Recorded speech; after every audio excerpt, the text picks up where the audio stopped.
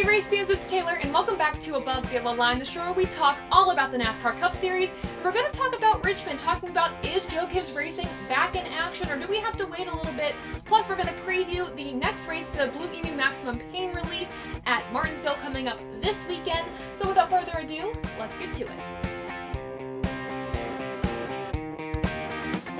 When talking about the results, I may be wearing the wrong merch. Though I'm very proud of Kevin Harvick for his second place finish, he didn't win the race. The winner was Denny Hamlin, breaking the losing streak for Toyota since last year's race, the playoff race at Talladega. And then for Joe Gibbs Racing as a whole, he breaks the losing streak since last year's race in the playoffs at Vegas. Of course, this win didn't come until the last 5 laps of the race. We were kind of wondering, where is Denny Hamlin? Of course, he was racing pretty well. Same with Kevin Harvick, but they didn't make a charge for the win or for the first 2 spots in the race until the last 5 laps. And I was kind of shocked that Eric Almirola, he was kind of a guy that could be used as a pick for Kevin Harvick to be able to get the win, but Eric Almirola didn't move out into Denny Hamlin's way. He just kind of let the race happen, which I respect, but I'm also curious, why didn't he do that? But that's a discussion for another time maybe. But nevertheless, Denny Hamlin winning the race, Kevin Harvick in second. The rest of your top 10 are as follows. William Byron was in third. He led a lot of stage 3, had a really strong car, and he was on older tires than Denny Hamlin and Kevin Harvick. So it was just a matter of time, I think, before, they would catch up to him, but I didn't expect it to be that fast and within that short amount of time. Then the fourth, we have Martin Truex Jr., who also led a lot of this race, led a lot of stage 3, kind of fought back and forth between him and Byron. And he also won stage 2. I was very surprised he wasn't able to hang on to it, but again, Joe Gibbs Racing as a whole today was very strong. If you notice, based on this list, all of them were within the top 10, so a very good day for Joe Gibbs Racing as a whole. Then we go to Larson, rounding out the top 5. He finally had a good day because he has finished no better than 29th in the past few races, past 3 races, I believe. Then, as I mentioned, Joe Gibbs Racing all in the top 10. Christopher Bell comes in 6th. Then Ryan Blaney in 7th. Now, I gotta talk about Ryan Blaney here. I was so disappointed. We all know the stats for Ryan Blaney. If he leads over 100 laps in a race, he's not gonna win it. No matter how dominant he is, he had issues on pit road, and nothing works for him, and it makes me so sad. I want to see him do well because he has the potential. He won stage 1 in a dominant fashion, but he's not able to hold on for those wins. I know that there's a win coming for that team. It's just a matter of, is it going to be a dominant win for once for Ryan Blaney's team and the number 12 team, or is it going to be a win where we usually see he leads pretty much the last few laps and then he's able to get a win? I don't know. I would like to see things follow through for that 12th team, though. Then in 8th, we have Alex Bowman, another solid day for the 48 team. Then we have Kyle Busch. Now, a little bit of controversy around this. Now, his team put a piece of tape on the grill of the car. This was not allowed with the next-gen cars. New rule, you can't do that. Well, NASCAR docked the team for that near the end of stage 3, near the end of the race, and they basically black flagged Kyle Busch, told him he had to go to pit road, take it off, serve a penalty. Actually, Kyle Busch's team said that they put the piece of tape on the grill 200 laps before and were questioning why NASCAR called it just then. I am curious myself, and I'm a little upset about that because Kyle Busch had the potential to win the race. And unfortunately, because of this call being very last minute, they did not. So I don't know if Joe Gibbs they can't appeal the call, right? You can't go back into the race and be like, well, if I would have done this, I would have been in first. We don't know what would have happened. But I'm curious NASCAR's reasoning behind this. I haven't really seen anything about it. So if you guys know, leave them in the comments below, any of the reasons. But a little disappointed on NASCAR for this very last minute call. And I know this is very frustrating for the 18 team as well. Then rounding out the top 10 is Austin Dillon. I was kind of surprised. RCR was very much a mid-pack team this race, and I expected a little bit more out of them, especially Tyler Reddick, who's really been leading the team so far this season. But, I mean, getting a finish in the top 10, nevertheless, is very good. I was just kind of shocked by what I saw from Richard Childress Racing. And finally, I want to talk about Kurt Busch. About 10 laps into the race, he drew a caution. He was very slow on the track, saying that there was no fuel pressure. First off, my heart broke because Richmond is one of his wheelhouses. He is very good at the track, one of the winningest drivers out of all the active drivers at Richmond. So a little heartbroken for him. And then he went, I believe it was 109 laps down. But he was able to get back in the race. They fixed a few things in the car, went back on the track. So that's always a good thing, right? You're on the track. But then my concern went to Bubba Wallace's car. If this is an issue for his car, is this an issue for the other car at 2311 Racing? It seemingly was not another issue for him.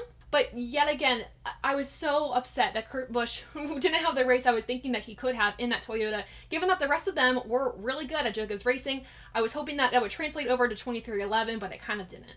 Speaking of Toyota, that's going to lead into the Down the Line segment where we talk about key moments of the race. I have one to talk about. This was the big topic on the after post-race show. This was a topic on social media.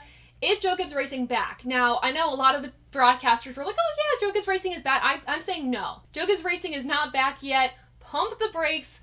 Hold the gas. They're not. I mean, Richmond is one of their best tracks statistically. It was the Toyota Owners 400. It is a Toyota race. So we expected them to do well. For me, Richmond was testing their average.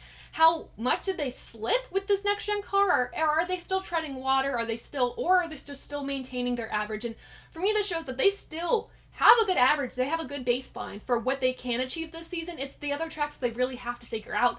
So for me personally, no, they are not back yet, but this was a good sign that they are not totally out of it, as we saw with SHR last season, for example. They still have something to give, and they are really figuring this out. They also changed their pit road choreography, which I think is going to help them in the long run as well. They even showed us it on the live broadcast, so that was really good to see, and I hope these changes continue, because if we can see this out of Toyota on a consistent basis, I can guarantee you, I think all Joe Gibbs Racing, regardless, is probably going to get into the round of 16 for the championship fight. I think we might see even more going to the championship 4, at least, besides just one driver, if they can continue what they did at Richmond. So, are they back? No, but it's looking to be a good direction for Joe Gibbs Racing. Now it's time to look at the above the line point standings and the Cup Cars point standings as well to see how everyone kind of shakes out. I'll show you the Cup drivers first. Now, this is a list of the point standings overall. This doesn't have the winners at the top of the list. This is the list given by NASCAR.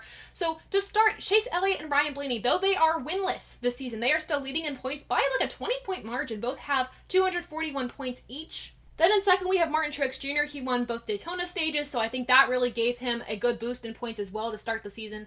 Also winning one today. Next up in fourth in points is William Byron. Just goes to show you, you can win a race, but you still might not be the top dog in points, as we can see, of course, with William Byron. Then fifth in points is Joey Logano, and I'm looking at the list here, and I see Denny Hamlin is 20th in points. Even though he has a win, the win only bumped him up to 20th in points, which is insane. But like I said, win to get in, so he's in the playoffs regardless. But hopefully he can really, figure out what they got right at Richmond and translate that to the other races so he's able to kind of climb the points ladder and get himself closer to the top contenders this season. Now it's time to give out the coveted award from us here at Above the Yellow Line, the weekly LVP and MVP of the race. LVP was a little tricky. I didn't want to go with Elliott again. I didn't want to go with Ryan Blaney again. I also didn't feel like it was fair to give this one to Kyle Busch because, yes, though their team put tape on the grill, which is not allowed, NASCAR didn't catch it until like 200 laps into the race. So I feel like it's not fair to give this to Kyle Busch. Therefore, I'm going to give it to actually Ross Chastain. I could have given it to Suarez, but we all know Richmond really isn't his best track. But Chastain did really, really well during the race. And then in stage 3, his strategy fell off. I don't really know what exactly happened there. I know he got into it with Blaney at one point, or actually probably 2 or 3 points. And then just wasn't able to get back into the top 10, which was very disappointing for me because he had a really good showing. And I wanted to see him go, not back-to-back with wins per se, but back-to-back with a really good showing at a track. And unfortunately, that just didn't happen for Chastain. So, for me personally this week, Ross Chastain is my LVP. I don't feel good about it, but I feel like that's one of the drivers that I could really pinpoint the most. Now, the MVP for this week, I feel like it's a no-brainer. It's Denny Hamlin. I mean, he beat the winless streak for Joe Gibbs Racing and Toyota since the end of last season. And like I say, the end of last season, that doesn't sound too big, but for Toyota, I feel like that's pretty major. A manufacturer that's been so dominant in the sport the past few years. And it was really cool for me personally, too, to see, Denny Hamlin and Kevin Harvick, the big two of 2020, getting back into the lead. It felt really good as a fan to see that again. So Denny Hamlin and I guess my honorable mentions are the Joe Gibbs Racing guys, as they all finished in the top 10, like I mentioned, are my MVPs of the week. To close out the recap of the Toyota Owners 400, it's time to rate this race above or below the yellow line. My comments and your comments kind of matched up a little bit. We had some fun with doing gifts for your comments of how you felt about the race. I got some really good ones, actually. I love the SpongeBob one. It kind of related to how I felt while I was watching the race. Same with the Grogu one, just kind of being like, this race was pretty mid. And then the Batman one made an appearance as well. I love that little thumbs up just kind of in the shadows because it was very against, I think, what many people thought of the race. So I thought that was a very good use of GIFs to describe how we felt about this race. And then, of course, the Denny Hamlin GIF from Dom Joseph with him just kind of waving the checkered flag, giving the shoulder shrug, like, yeah, I win. So what? So loved all the GIFs. And according to a Twitter poll, though, I think these gifts were pretty on par with what you all thought. Only 5.9% of you said this was a great race, 32.9% of you said it was a good race, 31.8% said it was an okay race, and 29.4% of you said this was a meh race out of 85 votes. So thank you all for participating in this Twitter poll. I always appreciate and getting your feedback on the race. Like I said, shocking. We only had 5.9% of you saying this was a great race. So here are two of your comments I really wanted to highlight here. Now for me personally, I relate to this tweet very much that was on the Twitter poll discussion. Marco sent this. He said the first stage was just Z's. Second stage was Z's. Third stage was also Z's. And then the last 20 laps though was like, whoa. Like this is intense. This is exciting. Exciting racing in the last 20 laps for sure. And then I can also relate with Kyle. I did not fall asleep, but Kyle did. He said, not gonna lie, I legit fell asleep during stage 2, only to wake up to see the winner on victory lane. I know a lot of people that fell asleep during this race, and for that reason, like, okay, I originally rated this race very harshly. I originally gave it, like, what, a 38%, but then I didn't feel like that was fair, because this was a decent race. It wasn't, like, the most exciting race this season, but we've been very blessed and very fortunate with not having just, like, crap races so far. And at this point in the season, especially last year, we were already like, okay, like, what's going to happen? This next-gen car has to be better and has to produce a better racing result. And this race was not bad by any means, but compared to the greatness that we've seen so far this season, this just was it fell below the line for me. I was really disappointed by the product at Richmond. No, we do not need 2 dates at Richmond Raceway. I am very sorry, but I am one of those people that very much believe 1 is enough for Richmond. I give this race a 45%. My opinion, like I said, if people are falling asleep during the race, the only thing that really mattered was the last, like, 20 laps that were exciting. Not every race has to be exciting. That's not what I'm asking for, but for short track racing, I was expecting a little bit more, quite honestly. So 45% was my rating for the Toyota Owners 400. Now, before I get into the preview of the Martinsville race, I wanted to kind of talk about something you guys wanted to talk about. I posted on Twitter asking if there was a topic that you all wanted for me to discuss this week on Above the Yellow Line, and I got this comment from Jeremy. He said he wants to know how to fix NASCAR. For example, in my opinion, shorter races and a shorter season. I've been a fan since '94, but the landscape and attention span has changed. Strategy can still play a role with shorter races. Small fuel cell, less tires. So a really good subject I'm really excited to address. I know I've discussed it in like bits and pieces of like, we need to get rid of stages, races need to be shorter. But I have like this list, and I really want to know yours in the comments below after this too, but of things that I think will help NASCAR. An essay from me as a fan to NASCAR.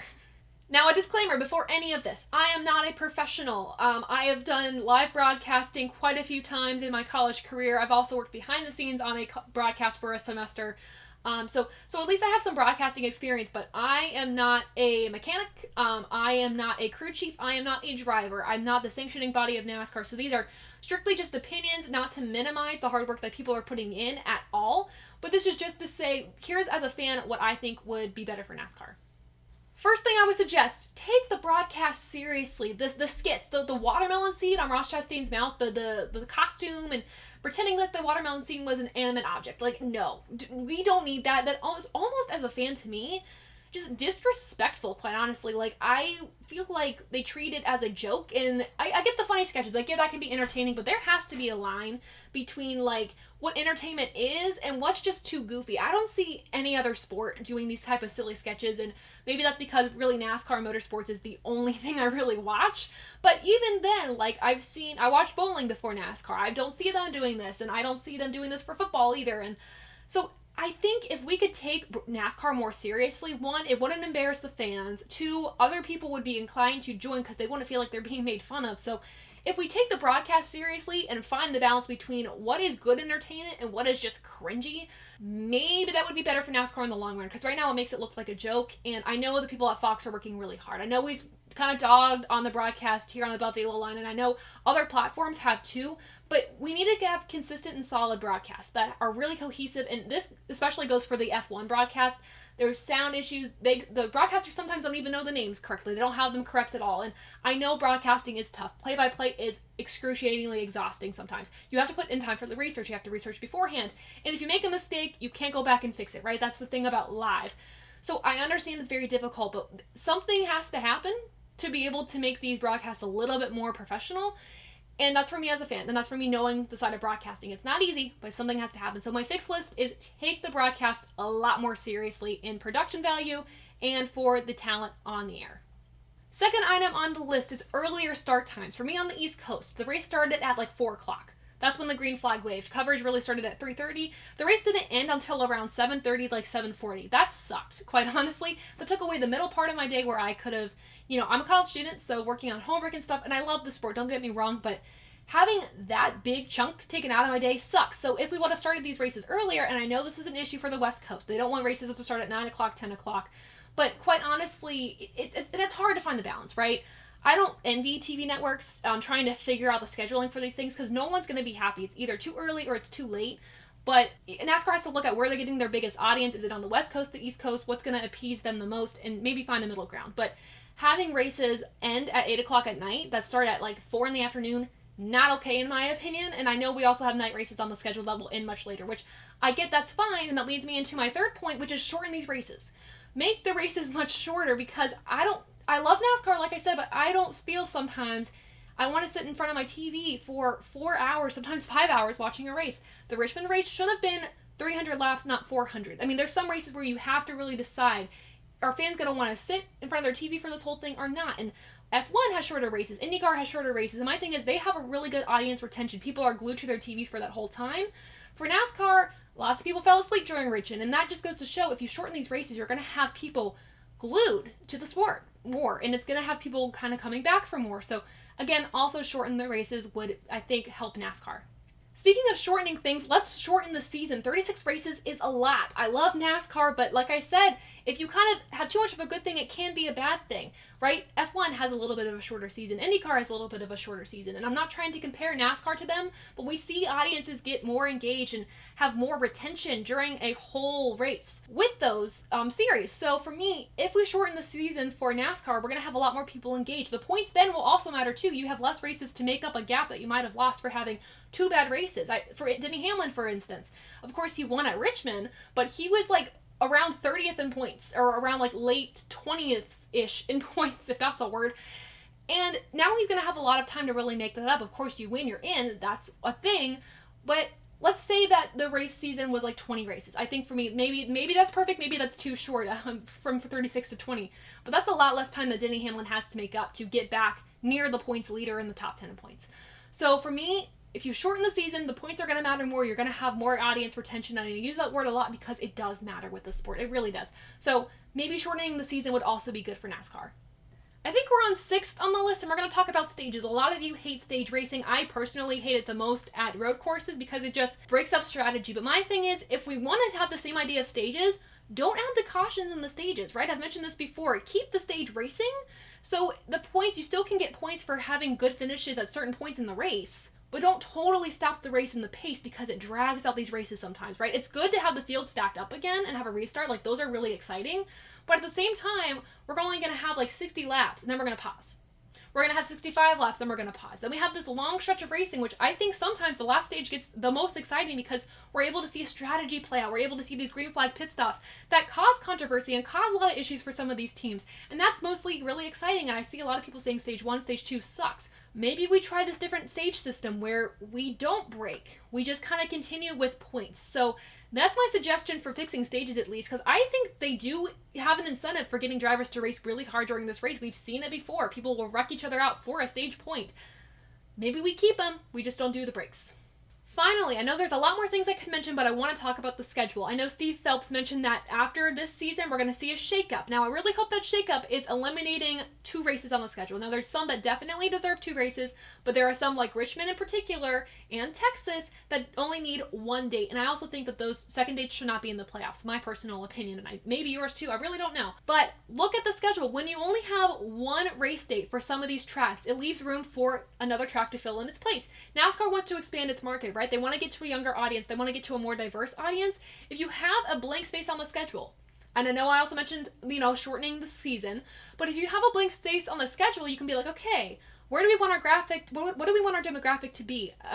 Example, LA Coliseum was a really good way to bring in new fans, and it was very much a success. So if we look at different places in the United States and we're like, maybe another race in Ohio would be good, maybe let's try Utah, for example. If we want to kind of expand our demographic in NASCAR, adding like one-off tracks would be really, really good, and it would bring in a lot of fans, and also from a fan viewing at home, intrigue. I've never seen this track before. How is it going to race? And that's also been a whole testing issue, and NASCAR didn't prepare this track. I get that that's going to be a consequence of really changing up the schedule.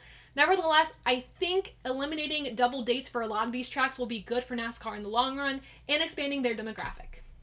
I'm sure there's a lot more things I could have put on this fixed list, but let me know yours in the comments below. And I do want to end by saying, I think with this next-gen car, NASCAR has done a really, really good job. If there is one kind of dud race out of the 7 we've had so far, I think that goes to show this season is very much on track to be better than last, in my opinion.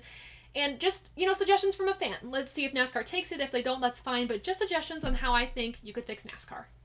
Alright, it's time to close out this video by previewing the Blue Emu Maximum Pain Relief 400 at Martinsville. Very excited to go back to this track, and we'll start it off with your track facts. The track length is 0.526 miles long.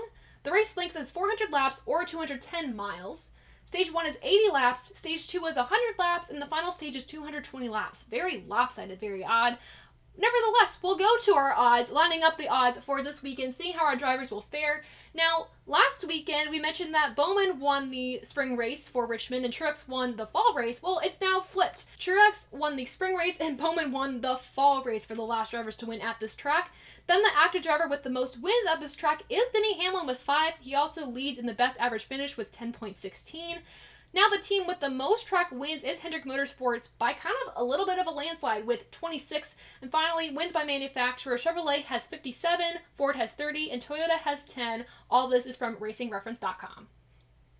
Now it's time to close out with our 2 watch, 2 worry for this weekend. Just how it sounds. Who am I going to be worried about? Who am I going to be really watching to see if they can do well this weekend? So my first driver that I'm going to be worried about is actually a team, RCR. Like I said, they were a mid-pack team all over on Richmond, and that kind of had me concerned. So I'm going to be looking to see if they can do a little bit better at Martinsville. Granted, I know Austin Dillon finished in 10th. Regardless, I want to see them run good, the consistency of the day, so I'm really going to be a little bit worried about RCR.